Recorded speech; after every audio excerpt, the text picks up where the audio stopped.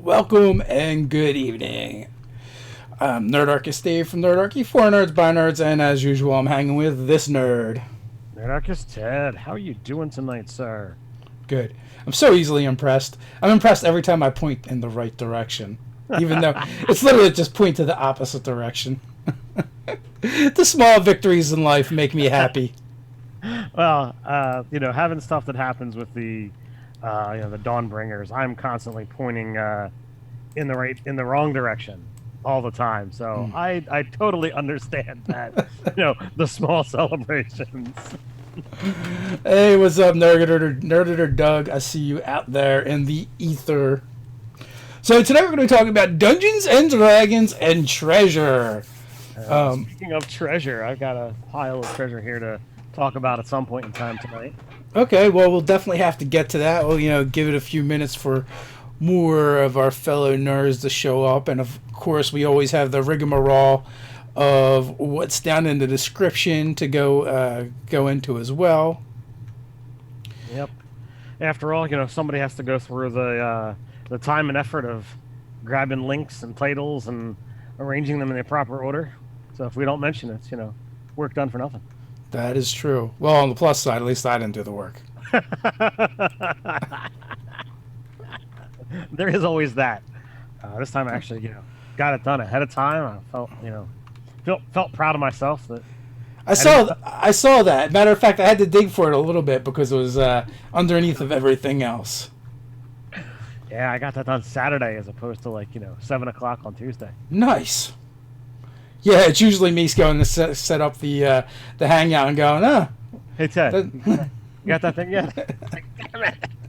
Especially if I try to set it up earlier in the day. I'm like, Yeah. It's all right. We get the title in there. But speaking of which, we got people rolling in now, so let's tell them about what they can find down in the description. Am I doing it or are you doing it? You can do it. You wrote it. Or All right, copy and pasted.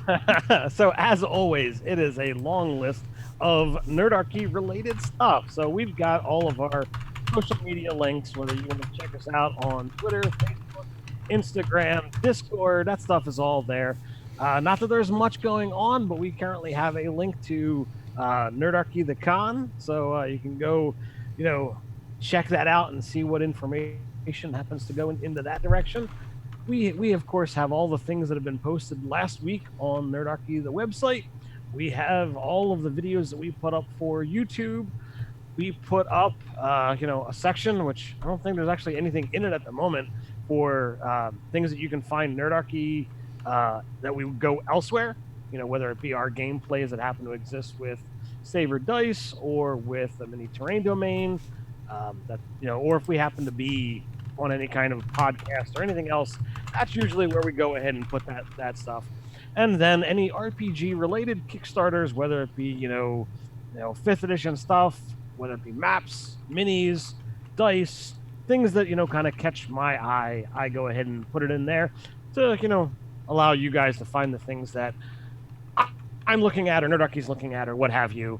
Sometimes they're sponsors, sometimes we think that they're just cool projects that we want to share out there. Sometimes there are even other role-playing games in there. And sometimes there are even other role-playing games. Just like we say in the videos. Just like we say.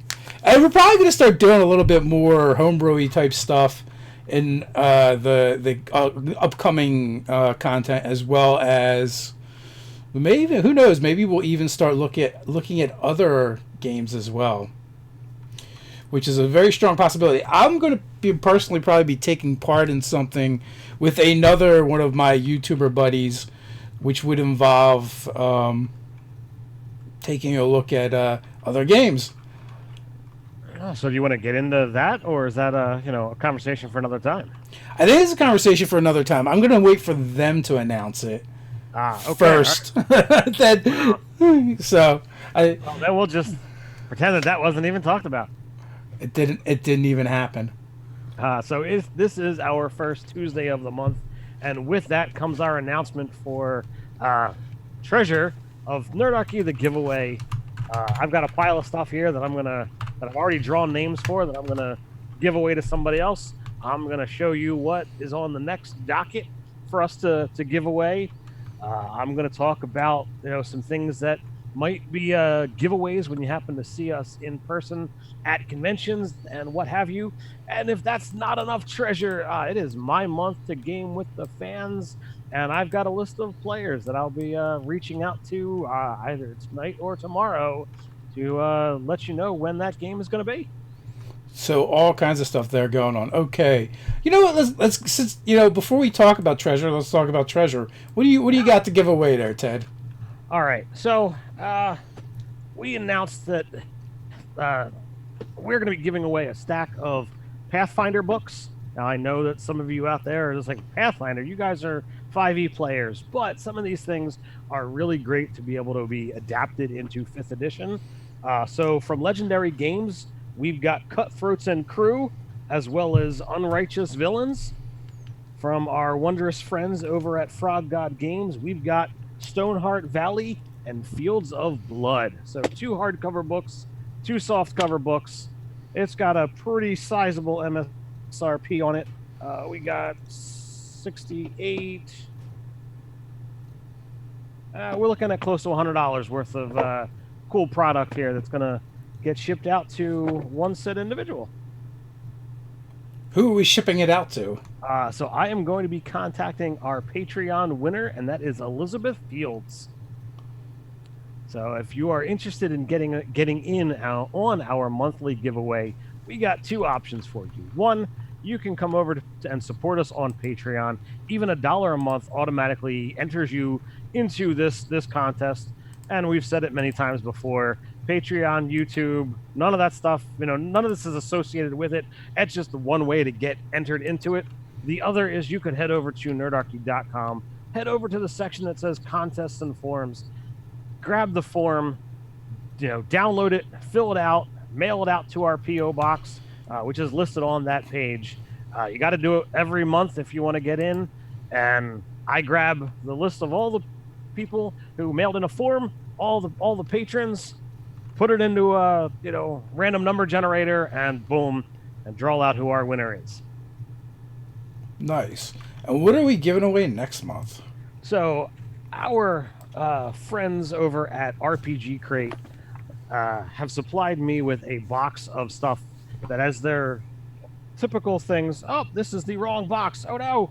It's the wrong box. They've supplied you with the wrong box. Curse you, RPG Crate! No, they supplied me with the right box, but it is not right here. Oh no! All right. Well, I will have to take 2 seconds to find that, because that is not where it was supposed to be. I grabbed the wrong thing.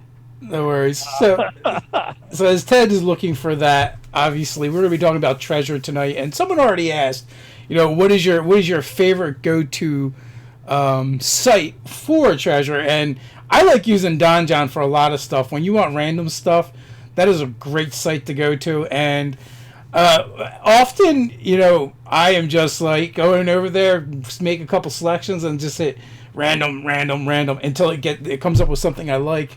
I like it because it usually gives you a decent mix of treasure, and some of the stuff, like more of the art type objects and just valuable stuff is just actually interesting. It's it might be like a silk lined fur trimmed cloak might come up and have a value attached to it. So I kind of like being able to give away those kind of things. So what I do when I you use that kind of stuff, like those things sometimes spur me is like, what, this is just too cool to be an art object. I want to turn that into a magic item. So there's times that you can just go and hit random treasure until it gives you something that winds up inspiring you to make that even further. So I've done that a number of times as well. So we have a question or a video request. I'll have to put that somewhere for later. But actually, it's not too difficult. It's fairly easy. It's really just whatever the stats in the monster manual are for your beast companion, and it's hit points or your ranger level times 4, whichever is better. And then you just add your proficiency modifier to a bunch of its stats. But once you do it once, it's pretty easy, especially if you do it separately, so you just know where it gets the bonuses. But pretty much they get the bonuses to everything. Yeah, it's pretty cool. I've got two rangers in my kids' game, so I definitely have to kind of watch them and help them build up levels on their companions. So I think the winner, Elizabeth, that sounds like a newer name from the patron, which is really cool. You can check and see like how many months that they've been or what their total accruement is. I think it was a lower name, lower number of months. Well, I send out the welcome emails, so I know it's a newer one. No, now we'll be contacting that person and saying, hey, give me your info and I'll get these books out to you. But I did find the correct box. What treasures are in that box? So the treasures that are in this box. So we have a T-shirt, size extra large, of Nightmare. This is the whole cool combination of hag inspired by the Disney logo, which I can kind of dig. Hagmire Water Park, huh? Is that what it says? No, it's Nightmare Water Park. Okay. But it's got a hag on it. Yeah. 5th edition fantasy, number 7, Fantastic Encounters, from Goodman Games. The Hag's Eye Chili. The RPG crate does these cool things where you've got a recipe on one side, which usually takes it's a real recipe, but they replace one regular ingredient with something D&D-esque or magical, and it tells you like what you should replace. So you could legitimately make the recipe if you want, but then there's an encounter on the other side to get that fantasy ingredient. So when we do the RPG crate games, I talk about this. It's one of those things like you could legitimately run the encounter and have pre-made the food, so that when they come back and make it, you can then serve it at your table, which I think is amusing. We have encounter cards, which are super awesome, and this is the stuff that I run on the channel. Each one typically comes with maps or pictures, and this is about 6 to 8 hours worth of material if you try to do everything. And then from Necromancer Games, the Book of Lost Spells, which I own this book. I love this book. There's a lot of really cool stuff in here you can use to expand your spell selection for 5th edition. So we'll be giving that away next month, and we'll see how things go. We might add some more fun things to that if we so desire, but voila. It always depends on how big the stack is, because at a certain point Ted's like, it must all go, and he just starts piling stuff up. It is true. We've got a large selection of stuff here that I want to start seeing move, just so that there's space for more things to come in. There's been some stuff that's been sitting there for a while, so you know what, clean house every once in a while.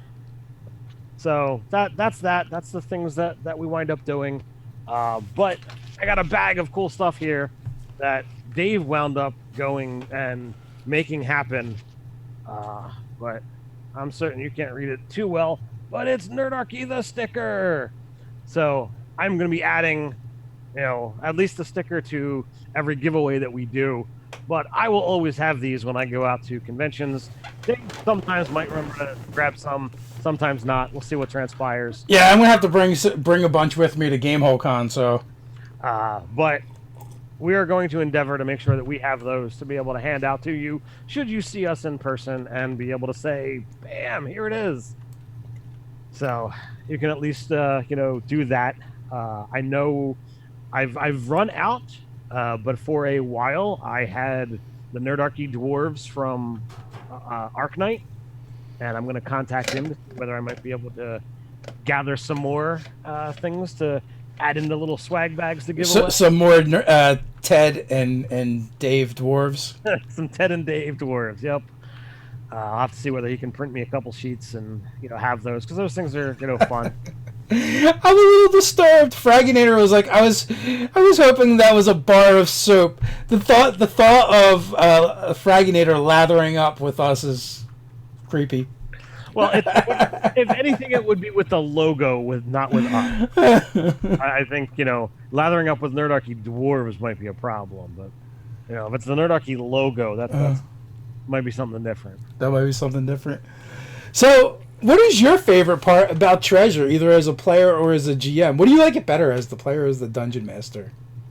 Well, with as a player, I get to it's like the discovery, and I will say that I have enough of that greedy player in me that I like to know what we're gonna get, and you know I try not to let loose that that greedy monster, when I'm playing, but it rears its ugly head and like what is it? And I want to discover, I want to see what it is. I want to like I still love that second edition feel of sometimes trial and error, not just identify, figure it out. Uh, there, despite playing this game for 25 years or however long it's been, that there's always that chance of finding something new, whether it be something that the DM has created, whether it's from something from a book that I haven't seen yet. There's loads of stuff that's out there that I enjoy that element. And then from the other side, from the DM screen, I get to make the stuff, and I love doing that. I mean, I was actually, making stuff for Patreon rewards earlier today, and I'm like, hey, this would be kind of cool. Oh, let me do. What if I do this? What if I do that? So like, I enjoy giving out the things that I've made, and seeing the look on people's faces when they're like, oh my god, it can do all of those things. Holy crap, that's amazing! And wait a second, this doesn't do what I thought it do. This sucks. Like what the hell? So like there's fun moments from both sides. It's like Christmas. You feel like Santa Claus. Although you did Grinch us recently. Well, I mean, I can't always be that super nice DM. Now, I also enjoy giving out of the things, and I like making cool magic items. That do things like so in my Scarlet Sister game, I gave out a couple. One of them being Pigpen. The player named the magic item, but I made it. It was basically a metal maul that was pitted and rusted, and it always just gave off crumbs and dust of rust, everywhere it went. And when it hit objects, it was basically had the siege weapon property against objects, and it did extra damage versus constructs and stuff like that as well. Yeah, but you know what? You never gave away a magical spork. I did not give away a magical spork at all. That is true. I think that was probably the silliest, most ridiculous item that I've put in a game. Had you made that up beforehand or on the spot? Not at all. That was completely on the spot. Good. I'm glad that you did not put a lot of brain power into that one beforehand. Yeah, well. So Ted created a spoon that if you shake it, it turns into a fork. And vice versa. So it's not actually truly a spork. It's not quite that magnificent. Yes, it's not. It is not ever a spork, but it is a spoon and a fork. So unless right, mid shake you put it through like a magic null ray or something, and it gets stuck in between. That could be amusing. Brian wants to know if we RP attunement for any magic items. It depends upon the item. If something really requires a little bit extra, I might, but most of the time, like, you're supposed to just kind of sit there and, magically get in contact with it over the course of an hour. Unless there's something different about the item, or if there's something that has extra requirements, I don't usually worry about that stuff. Yeah, I mean, it hasn't really come up in our game. None of our players have deemed to do it. We haven't deemed to do it as players, and we haven't done anything with it as the GM. I guess I imagine you definitely could. It would definitely be a little bit cooler that way than just doing what we do. So. I mean, along those thoughts, I mean, we could create, a different type of magic item. It requires attunement, but the attunement has requirements. So, like, instead of just kind of sitting there meditating for an hour, what if there was like a skill challenge, or what if you had to do something specific, and if you didn't pass, you failed the attunement, and maybe you only get so many attempts. So I feel like in our games, or us personally, that while the attunement makes sense, it's very mechanical and gamey. So we just ignore it for the most part. Like, unless it's like, okay, magic items in your world actually require something from you. Basically they kind of feed off your life force, not in a way that takes anything, but in a way where you cannot power more than 3 of them at a time. That these powerful magic items. We haven't really delved into that. I am curious to know about other players and DMs that have taken the attunement and decided to use it as role playing opportunities, and incorporate it into the game. And I'm curious if there's like a divide somewhere between like newer players, as in players that kind of started with 5th edition, or older players that have come through the various editions and have played different games. So I mean, I don't know. I do try to use it. I just know that it was a problem in the last game, that like I created some magic items and then forgot to be like, yeah, this is powerful. This should really require attunement. And no, some players are like, oh, you didn't say it, so it doesn't, and therefore they're like, they've got 4, 5, 6 items that should require attunement. I'm like, no, I'm using them all.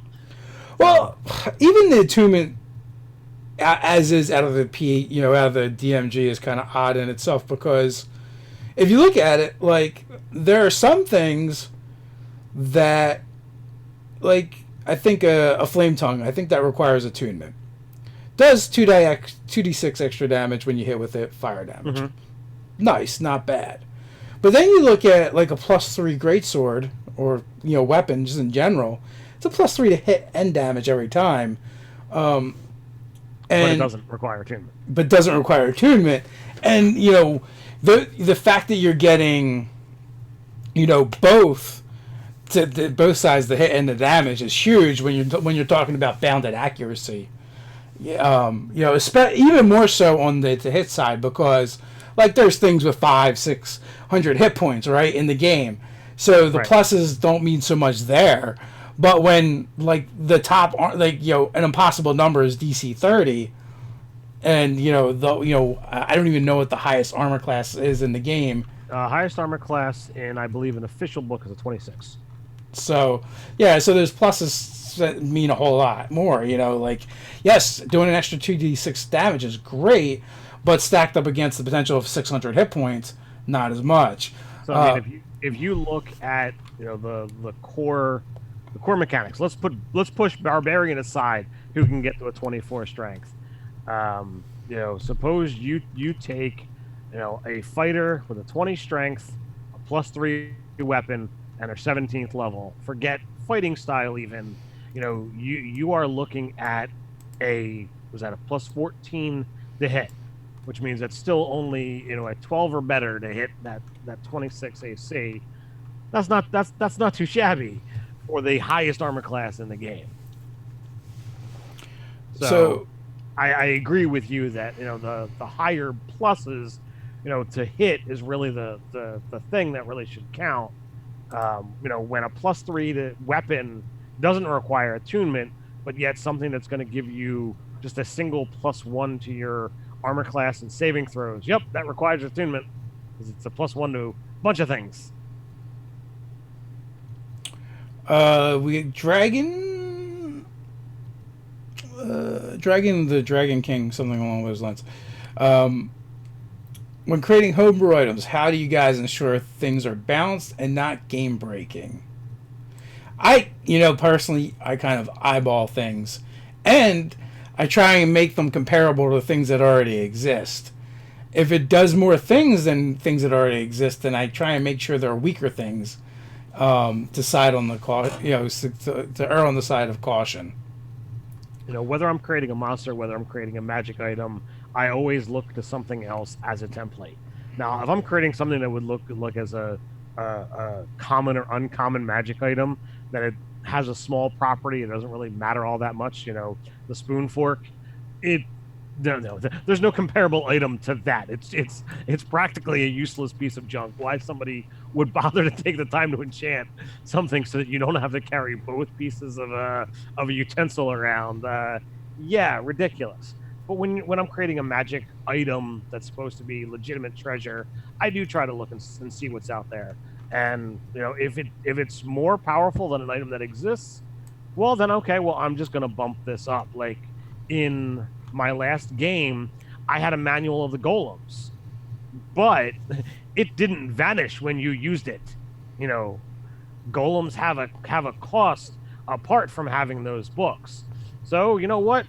I don't care about making one that's a legendary book that you can God forbid if you have an immense amount of gold and an immense amount of time, you can make an army of golems. Sure, go have fun. And the players never really did anything with it. It just got sat on a treasure list and somebody put it in their inventory and it never got looked at again. But I thought it was awesome to create something like that. You never know what the players are going to do or not do. Entirely true, sir. So Andy wants to know, not exactly treasure, but I do think this fits in because it's a reward. The best thing my PC got is a retainer. I'd been RPing trying to reform a gang leader, and a few weeks later, my DM handed me a card with his stats. Was surprised and very happy. Well, I mean that's going to transition into that whole other side of legitimately what are rewards and treasure, and it doesn't always have to be physical objects that you put onto your inventory. You can do what Andy said. You can give out underlings, hirelings, more powerful familiars, animal companions, whatever it is you want. Go down that road of here's a living thing that's now going to be yours. You can give somebody a building, a house, a castle, a cave, any which way. I love the idea of an adventuring party having a home base. If you've got somewhere that you can always go back to, that that means it's something that your players are going to care about. That they're going to keep coming back, so you can fill it with NPCs and with things. And then at some point in time, you've got the capacity, should you so desire, to kind of take it away from them and be like, oh, somebody came in and moved in. You now have to deal with this. So Brian wants to know, I'm trying to drop a bag of holding for my party. Don't want to deal with carrying capacity. Any ideas how to squeeze it into a session? I do have an idea. I think you should create an adventure where they don't know where they are. When they finally get out, they come out of the bag of holding, and it's just sitting there. Make them adventure through it first. That's pretty funny. I'm right there with you. I enjoy the, let's not worry about carrying capacity and what have you. It's kind of annoying. But I also, I don't like just like, throw a bag of holding, at them early on and call it done. But Dave's way definitely is enjoyable, interesting. And then that begs the question of, well, once you finally get out, you have to figure out, well, how the hell you got in it in the first place. Yes. Well, I figure Brian could figure out, just put it in a pile of treasure. So I was like, well, because at first I was just going to be like, put it in a pile of treasure. But I'm like, that's a really boring answer. So let's see what we can come up with.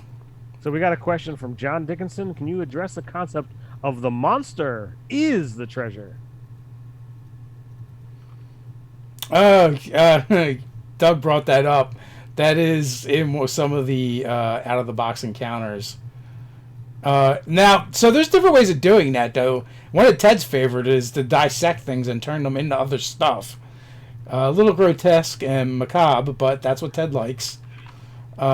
It is true. And I think he's looking for his book that's all about that.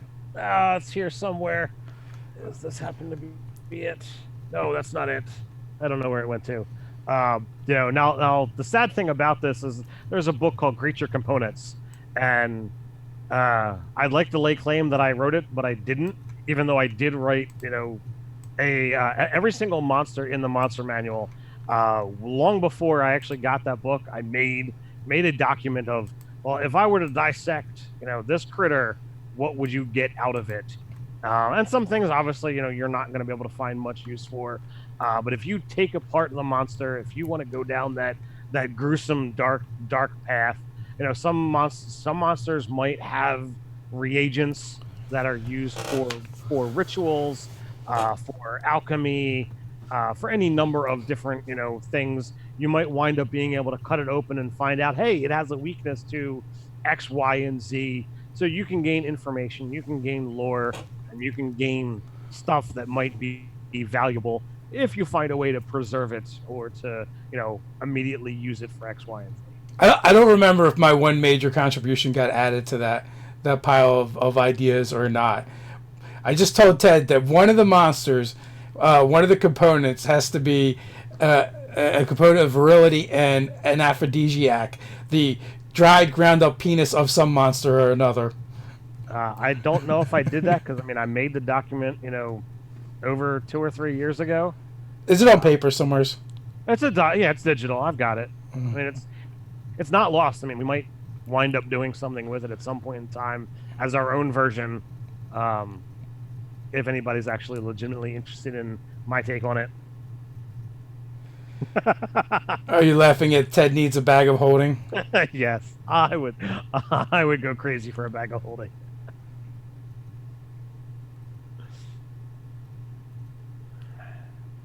So Brian says, yes, one of my players can make it. Guess he's going to be questing through the bag. There you go. Boom. That is the best time to do something really weird, is when you're, and has nothing to do with what's going on in your game, is when the one of your players can't make it. So here it is, Playground Adventures, Creature Components, Volume 1. So, if you cut apart a Guardian Naga, you can get Cerebral Fluid, they use to augment Cure Wounds, Regeneration, and spells. If you try to buy one, it's anywhere from 1,500 to 3,000 gold. You go for a Nightmare, you can go after their hooves. Helps you augment the spell Find Steed. So lots of fun things. So there's been a Futurama reference dropped in the chat, which is hilarious. John L. Human Horn.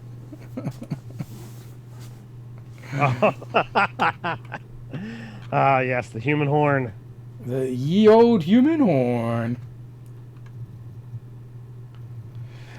So Devin wants to know, how do you handle wanting to have your player enchant equipment rather than just giving out +1s or +X effect? Ted did actually deal with this. Now, a lot of times I have stuff spontaneously enchant in my games.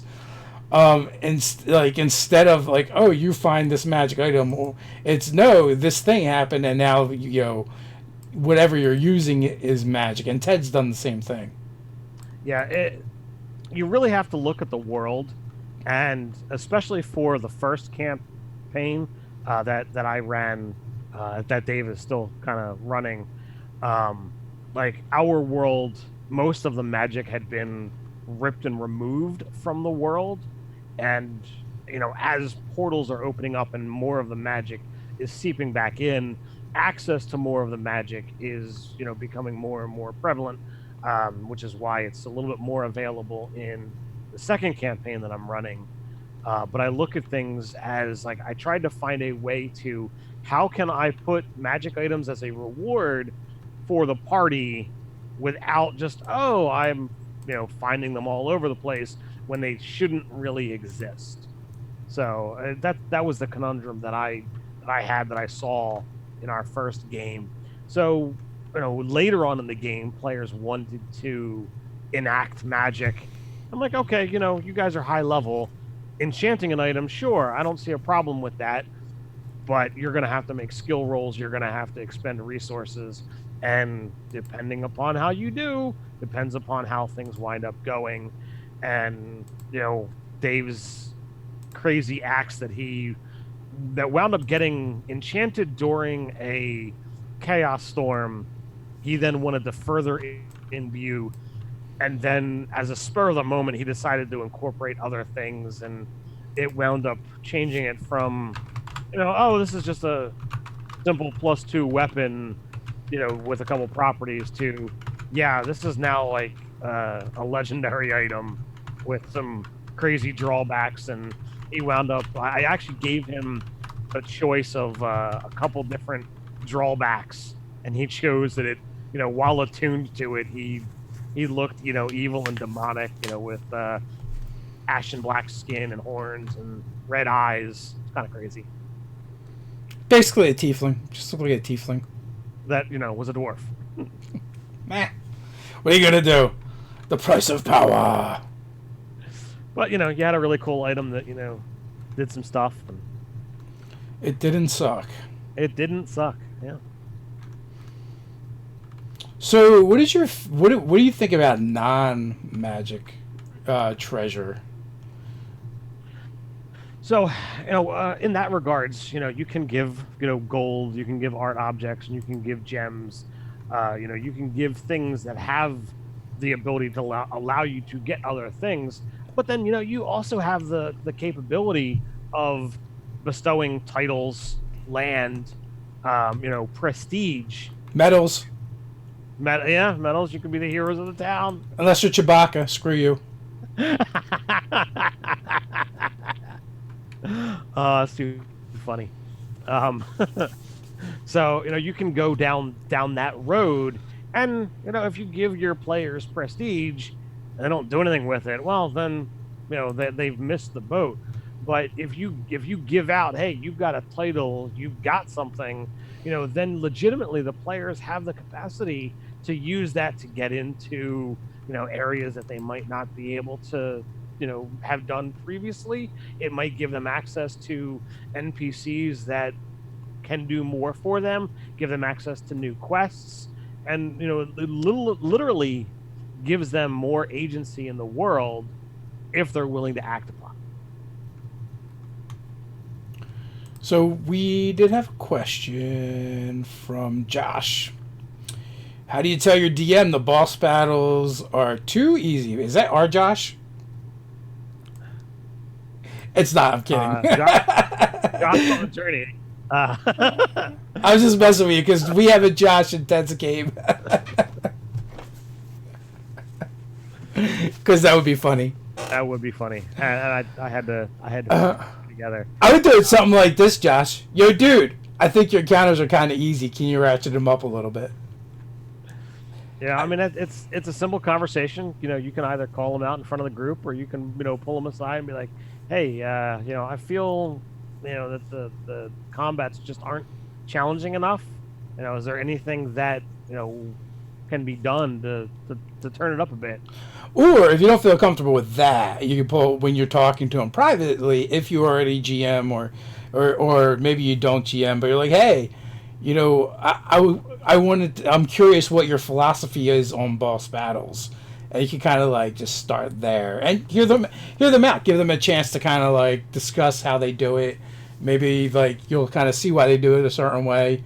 Maybe that'll change things, maybe not. And then you can just kind of ask them, be like, hey, I like battles that are harder. So it's weird because some GMs, and I feel like it's more of like a modern gamer thing. Some GMs like don't want to kill the players. They feel bad, like where like Ted is like, here's a mimic disguised as a sword. Here's a mimic disguised as something I know you absolutely pick up during a battle. Here, have this. Well, I like to keep my players on their toes, and at times I can be a little brutal. I don't think Bolt really feels challenged in my current game. He doesn't really feel threatened. Yeah, I've had plenty of characters get challenged in your games. I don't need to be challenged. I did have my daughter cry on Friday in the kids' game when a frog Hema swallowed her animal companion. If you're not making little girls cry while you play Dungeons and Dragons, are you even DMing? Just saying. So I had to assure her that as as a ranger, she could get her animal companion back. But it was pretty brutal. Oh, so you straight up murdered it. Oh yeah, yeah. Like they're a 5th level party, and I put them against the Froghemoth that they weren't supposed to kill. What were they supposed to do? Did they kill it? They didn't. No, they did. They did a whopping 49 points of damage to it out of its 184. Oh, and then what happened? Oh, they had to survive. They had to occupy it for 5 rounds. Okay. How many of them did you drop? Froghemoths do a lot of damage. Froghemoths have the capacity to do a lot of damage. So I wasn't like using. I was not just straight up attacking the players. There was some NPCs that were there as well.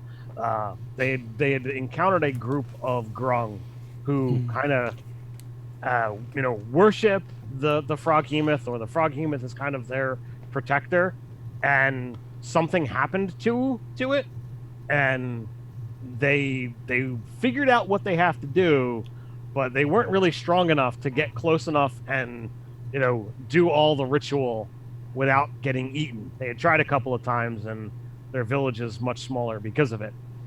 So, maybe you guys can come in and keep it busy. You proved how tough you were against those other things that were out there in the swamp. And you have tasty animal companions. And they had tasty animal companions. So, yeah. But, between the Grung, the animal companions, and the players, I wound up dropping the Dwarven Wizard. I wound up beating up some Grung. I wound up,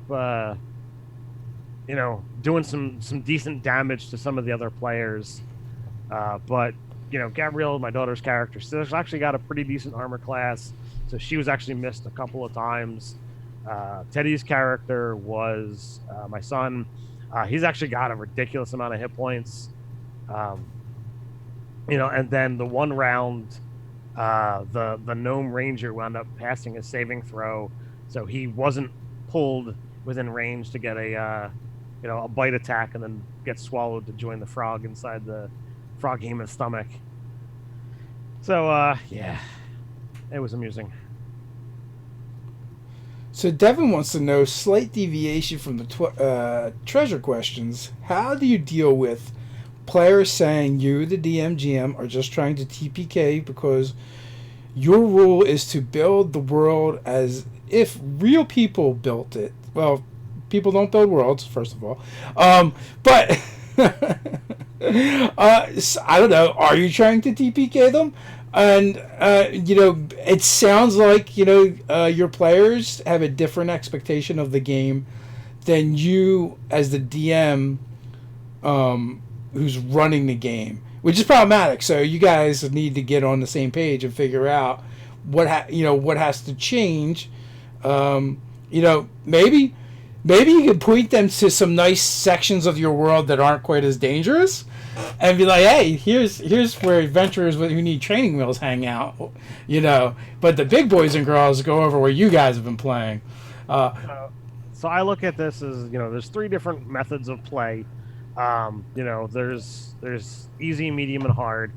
Easy is for the most part your battles are not going to be challenging. Your boss battles, one person might drop. You have medium, in the middle, where all right, during a regular fight somebody might drop. During a boss fight somebody might die.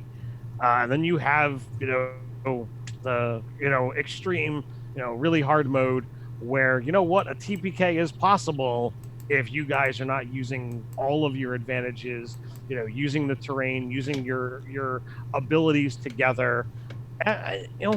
Extreme is not where I like to go. I like to go between easy and medium.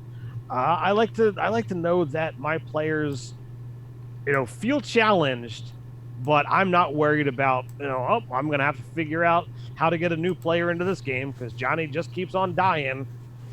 That's not fun for me. Well, I think so.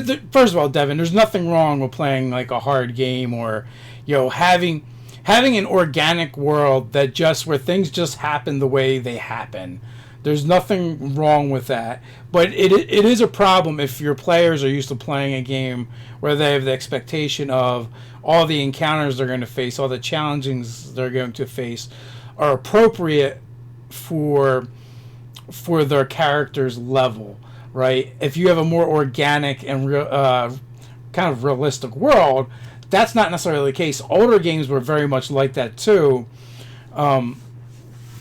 So that's what I kind of mean too by like having areas where that they would be safer because they're less dangerous than other areas. Just because, just like in the real world, the ecologies will evolve differently. So more than likely, there will be these little micro ecosystems that aren't quite as scary as some of the other ones. Like if you go into the forest that is ruled by the dragon, you could end up with a bad time if you randomly encounter the dragon while you're in his forest or her forest. That could be a bad deal for you. But if you go to the area where it's kind of like the kobolds and goblins are constantly warring, so they're kind of like thinning each other out, and it's not quite as dangerous as some other places in your world. So I would consider things like that. So John had a question about what a froghemoth was.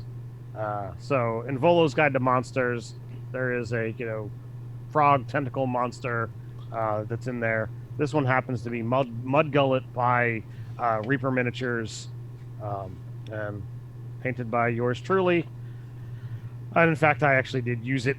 Its name was Mudgullet in the game. I think froghemoths are amazingly fun and wonderful monsters to use, and highly recommend that you do so.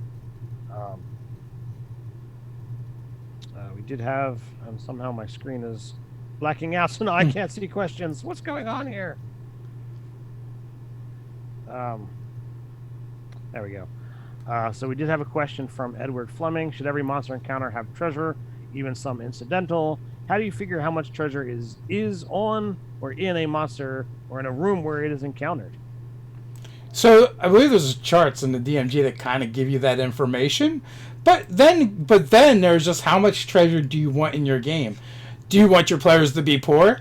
Well, that's really simple. Don't give them a lot of treasure, and even their incidental treasure is in like copper pieces. Do you want them to cherish when they get coppers and they're like, yes, we get to go to the tavern and drink tonight, and we probably can sleep inside? Or you like, nah, they're gonna live like lavish nobles all the time, and they're finding gems and platinum pieces and gold pieces all over the places. So really, I would say that's more to the taste of your world. How common are precious metals in your world? Would be the other thing. What are the economies like in your world? Are things easily accessible from the players as well as other denizens of the realm? So the other thing to look at is, is it in a pouch, something that's easy to find? Is it in a lair? Is it hidden somewhere? And how much work do you want your players to have to do in order to get said treasure? And there are times where, I'm like, what? I don't plan it. And if somebody starts asking for it, there just might be treasure there. When my players fought the froghemoth, well, they didn't defeat it. So, they got a reward from the creatures, from the grung, who they were there to help. But when they fought the alligator and the swamp creature, that was like a neutered, shambling mound, they didn't look for treasure. They didn't have any treasure on it, but had the players not, immediately gone and done something else and decided, hey, let's look around the swamp and see was there anything inside the alligator besides the dragonborn sorcerer that we had to cut out? Was there anything down in the muck and the swamp from former victims? There could have been stuff, but players didn't ask and I didn't push. So I don't think there needs to be treasure every time you have a fight. No, there does, and sometimes it doesn't even make sense. If it's a random encounter with an owlbear, he doesn't have pouches. But again, that goes into the whole question of, well, if I track it back to where its lair was, is there anything that's in the cast-offs? And that's when I'll usually give you something, for asking the question. Yeah, no, absolutely. So, Brian, does anybody make their players figure out how to get the 2,000 gold piece pile out of the cave anymore? So, oddly enough, 2,000 gold pieces of coins is only 40 pounds, right? It's not that much. It doesn't weigh that much. So, volume-wise, it can't even take up that much either. So it's actually not that hard. But that being said, I do know what you mean, because I've seen like much larger numbers. Tens of thousands of coins, and many DMs wouldn't. Now, so kind of speaking to what you said, like in our older games, a lot of times the DMs would be like, "Oh, how are you getting it out of here?" And then anything they left would be gone when you got back. And we've done that so many times, it's no longer fun. So we've moved away from that style of gaming, and if that's what you want to do, by all means. I'm not saying it's right. I'm not saying it's wrong, but we don't do it anymore because forget it. Whatever. Well, high level players tend to figure out those things anyway. It becomes not much of an issue anyway. Well, I mean, when that one town was destroyed and we found a whole bunch of loot, it was more than we could legitimately carry out of there, and you made us, choose. And obviously it was gone when we came back later. So we have had those kinds of things. Recently. I think what I did is like, here's choice bits that you guys found. There was tons of other stuff, but there's no way you're carrying it all. So here's kind of what you made out with. Zigzag. Do you divide up XP with NPCs? We use Milestone or a version thereof, so it's not usually a thing right at our table. My table complains that it makes them not want to let any NPCs join the party, which sounds like a good thing to me as a GM, because I hate running NPCs in combat, in dungeons, away from civilization, basically, or as... I like my NPCs to be encounters, so I like them to be there to do the things and then go away. So that actually would not hurt my feelings. Say if I have them, then they shouldn't get equal shares. Now, that being said, NPCs should probably get equal shares of treasure and XP if that's how you're doing it, because they're sharing in the risk, and if they're participating in the risk, it only reasons that they would also get the reward. I would agree with that as well. As much as it hurts as a player to say, well, I have to divide this with an NPC. You have to not look at it as I'm a player and they're an NPC. You're both people. You're both a person who have taken on a challenge. Don't be a jerk. Divide it evenly. So Cujo, how would you guys use the new Avanorous content coming out soon in your campaigns, or will you probably not? We will steal monsters from there and magic items more than likely, and cool ideas. Yeah, I mean that tends to be what we do with those adventure books, is we just steal pieces thereof. I've already sent my players into the hells, so I'm probably going to be avoiding fiends and that kind of monsters for this campaign. Who knows where things will go in the future? But I'm always looking to steal. Yeah, pretty much. So I'm curious to see like the war machines and how they play out. If there's something fun to be done with them. The the cool Hell Juggernaut or whatever it was called that they actually have a mini of, that I definitely want to look at, because at some point in time, since I have the mini, I want to put that sucker on the table. Yeah, it almost, even if it's like just a mini series, like run a Mad Max style D&D game that is kind of like a little bit of, like, kind of a little like Mad Max meets Dark Sun kind of game. I don't know. Maybe I'll do something when we finish up my game, which might actually happen. It's supposed to be soon. I mean, we've got session at 19th level this Friday, so we're getting close. Edward Fleming, yes, cursed items need attunement because they identify as one item, and then when you attune to it, the curse takes hold and you realize it's not what you thought it was. I know this for, because I just recently used them, as Dave pointed out earlier. What is the most memorable magic item you created? Ted likes to talk about the crazy chaos cloak that I dropped into a game eons ago. I don't even remember exactly what it did. It had a variety of abilities, but it allowed me to go like essentially intangible. So you allowed me to basically kind of go inside the monsters, and every attack then was to its organs, so it was critical. This was 3rd edition crazy, combining powers together of things. So it definitely does not fit with the flow of 5th edition. I don't remember the name of it. I wish I'll have to go find Valkrim's character sheet at some point and pull up what that crazy monstrosity was. But if I didn't do crazy stuff, the cloak got upset and didn't work for me. But I also loved, Alana Pathwa, Eternal Rest, the longsword that you had made for my Undead Slayer, which that was started in 2nd edition, which I've toyed around with trying to. I may or may not have statted for 5th edition in some of the stuff that I've got, over in the Google Docs. It actually stats easy for 5th edition compared to what it was. Yeah. Because it was a magic sword that had no bonuses unless you fought undead. Yes. And then it got way better. And it had like a tier that it could be unlocked. You just had to slay a vampire lord.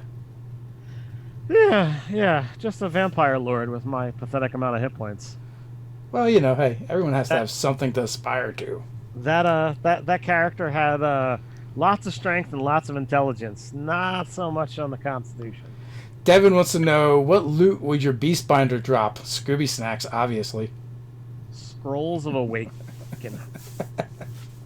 Two of them. A pouch of endless Scooby snacks. So it depends on which game you're playing in. Ted's or mine. Mine, you get Scooby snacks endlessly, and Ted's, you get cool scrolls. So anyone in your group play Mystic? I have not found a GM that will allow it to be played. Would you allow someone to play Mystic in your game? Sure. Yeah, no Fs are given here. I let them play whatever. Yeah, I've as long as it's kind of sort of coming from Watts, I give it the thumbs up. I mean, the what's the word I'm looking for? The Artificer, like, none of them have really fit the flow of the original class, but none of them are like broken or imbalanced. The Mystic seems pretty cool. I mean, I played again, it was just a one shot, but I played with the Mystic class, on the channel way back when. Did a 40th level game, so I was a 20th level Mystic, 20th level Monk. The character was ridiculous. Redonkulous, even. But that's what happens when you go, 40th level. Yeah, so I would. I mean, I'm fairly flexible that way.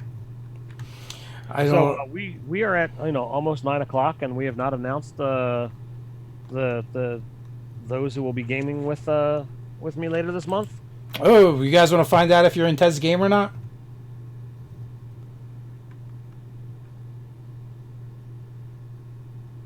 You understand that it takes like a minute or so for them to. Oh yeah, there's definitely a delay. So do you want me to really read the list, or do we want to? No, read away. All right. So I actually forgot to write down the time, but it will be the last Sunday of the month. But I've got Nicholas McKee, Dave Johnson, Susanna Rainey, Gary Kellaway, David Picton Warlow, Tanya, Ryan Stagger, Emily Mistiff, Josh Colton, and Carla. Some of these people just didn't put a last name when they signed up on the mailing list. But if you want to get in on Gaming with Nerdarchy that we do each and every month, you can sign up for Nerdarchy the newsletter and then go into, the second opt-in to get into the game with us. Boom. You can find the Mystic over on the Wizards of the Coast website and just download it for free. I don't know if it's over on D&D Beyond or not. Usually the Unearthed Arcana doesn't quite get there until it's become official. That's not actually true. No? Okay. There's definitely Unearthed Arcana over there.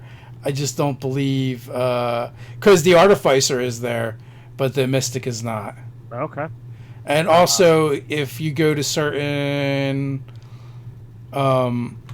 subclasses, like the Brute is over there, and the Gunslinger, and neither of them are official. Okay, well then consider me corrected. So Jennifer, yes, as I stated, you can game with us. We do a game with fans every month. We don't stream it. It's just something that we play online.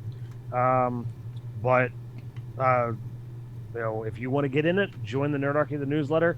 Link is down in the description below, and then kind of be on the lookout as sadly time commitments and whatever else. Usually, we only draw we draw 10 names, but most of them are unable to make the time slot. So if you want to get in on a game, be on the lookout for, hey, I need replacement players. Truth be told. That's it.